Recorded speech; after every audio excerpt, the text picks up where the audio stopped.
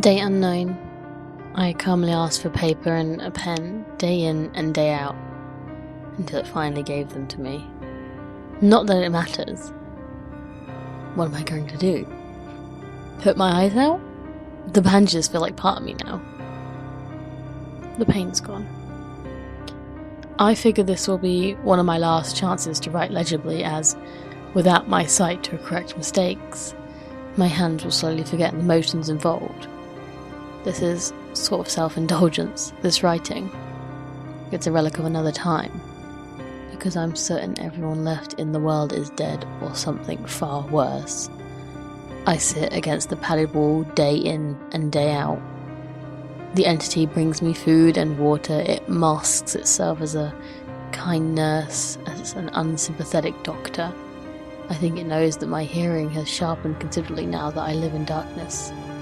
It fakes conversations in the hallway on the off chance that I might overhear. One of the nurses talks about having a baby soon. One of the doctors lost his wife in a car accident. None of it matters. None of it is real. None of it gets to me like she does. That's the worst part. The part I can't almost handle.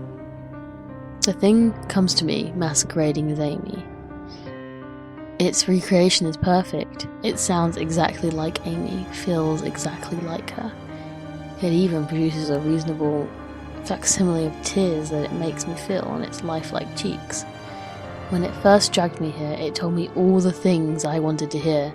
It told me that she loved me, that she'd always loved me, that it didn't understand why I did this, that we could still have a life together. If only I would stop insisting that I was being deceived. It wanted me to believe. No, it needed me to believe that she was real. I almost fell for it. I really did. I doubted myself for the longest time. In the end, though, it was all too perfect, too flawless, and too real. The false Amy used to come every day and then every week, and finally stopped coming altogether. But I don't think that the entity will give up. I think the waiting game is just another one of its gambits. I will resist it for the rest of my life if I have to. I don't know what happened to the rest of the world, but I do know that this thing needs me to fall for its deception. If it needs that, then maybe, just maybe, I'm a thorn in its agenda. Maybe Amy is still alive out there somewhere, kept alive only by my will to resist the deceiver. I hold onto that rope, that hope, rocking back and forth in my cell to pass the time. I'll never give in. I will never break. I am a hero. The doctor read the paper the patient had scribbled on. It was barely readable, written in the shaky script of one who could not see. He wanted to smile at the woman's steadfast resolve, a reminder of the human will to survive, but he knew the patient was completely delusional. After all, a sane person would have fallen for the deception long ago.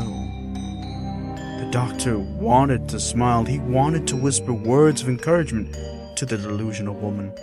He wanted to scream, but the nerve filaments wrapped around his head and eyes made him do otherwise. His body walked into the cell like a puppet and told the patient, once more, that she was wrong, and there was nobody trying to deceive her.